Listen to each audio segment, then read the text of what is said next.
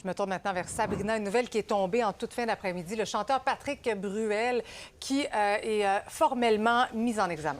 Oui, voilà, donc mis en examen notamment pour viol, harcèlement sexuel, agression sexuelle également. Il a été interrogé aujourd'hui par 4 juges d'instruction et ça vient tout juste de se terminer. Alors, c'est en lien avec des agressions sexuelles qui seraient survenues entre 2010 et 2019. On parle de 9 victimes au total.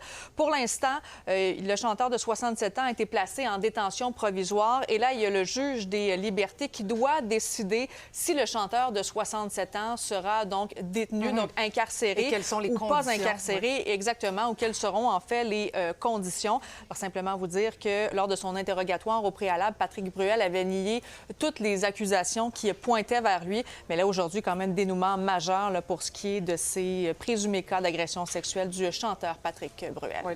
Le système français qui est différent, bien sûr. Qui est différent du nôtre, Québec. bien sûr, effectivement. Oui. Donc, on va évidemment suivre ces démêlés judiciaires. Maintenant, Sabrina, il faut dire que rien ne va plus, encore une fois, entre les États-Unis et l'Iran. Encore des tirs échangés, malgré le cessez-le-feu mis en place le 8 avril dernier. Puis les tensions sont loin de s'essouffler encore aujourd'hui. Ouais, voilà, et le président américain Donald Trump a dit qu'il compte continuer à attaquer l'Iran. Il a même dit « Je compte attaquer durement l'Iran ». Et disons que son message, voilà, sur Truth Social, ne laisse pas de place à l'imagination. Il a dit l'Iran ne fait que parler sans passer à l'action. Ils ont mis trop de temps à négocier un accord qui aurait été formidable pour eux et maintenant, ils vont devoir en payer le prix. Et d'ailleurs, lors d'un point de presse aujourd'hui, le président américain a dit encore qu'il était vraiment, comme je le disais, sur le point de conclure un accord, mais il a dit ils n'arrêtent pas de nous mener en fait en bateau. Selon lui aussi, il a dit que le blocus là, dans le détroit d'Ormuz des ports iraniens, c'est le plus réussi de l'histoire de la guerre navale.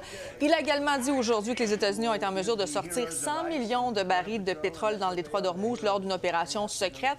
Mais bien sûr, il y a les gardiens iraniens de la Révolution qui ont dit aujourd'hui qu'ils ont ciblé des bases américaines en Jordanie, mais également au Bahreïn. Donc, décidément, toujours beaucoup d'actions au Moyen-Orient. On peut aller écouter justement Donald Trump.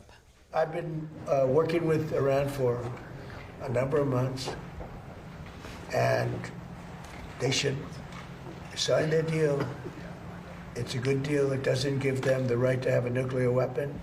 In fact, it totally prohibits them from ever having a nuclear weapon. And it was just tap, tap, tap. I don't know what they're doing. All they have to do is they have to start signing a paper.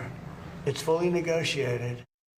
Et je termine en parlant de la CEUM, cet accord de libre-échange entre le Canada, le Mexique et les États-Unis qui vient à échéance le 1er juillet. Eh bien, Donald Trump aujourd'hui a dit qu'il ne comptait pas renouveler la CEUM. Il a dit « J'ai pas besoin du Canada ou du Mexique ».